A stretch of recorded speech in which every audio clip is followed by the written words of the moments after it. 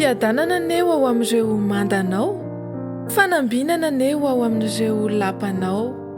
Salamo 2:27 manomboka eo amin'ny 9 ka hatramin'ny 7 dia manainga ireo mpanao fivahinianana masina ny mpanao salamo mba hanonona fiadanana na firarian-tsoa any Jerosalema.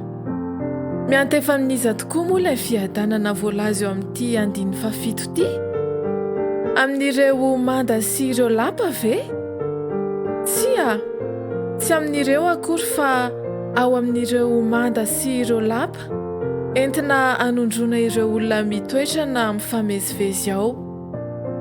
Fampianarana lehibe anankiray no raisintsika amin'izao ambaran'ny soratra masina izao dia ny mivavaka ho an'ny hafa. Misampana roa nefa ny fampiaran'io fivavahana ho an'ny hafa satria misy ny miantefa ao amin'ireo manda ary misy kosa maka amin'ireo izay ao an-dapa. Koa satria ny olona rehetra tsy ankanavaka na koa ny vahoaka no mifamezivezy ao anatin'ny manda dia asaina isika hivavaka ho an'ireo olona monina ao amin'ny toerana misy antsika, ny tokantrano, ny fokontany, ny tanàna, ny faritra ary ny firenena.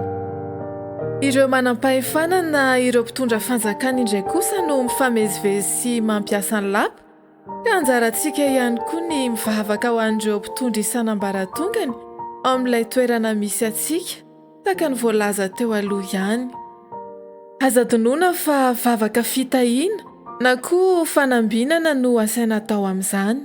Tompo, taio sy tario ary arovo ny vahoaka malagasy sy ny mpitondra fanjakana. Amen.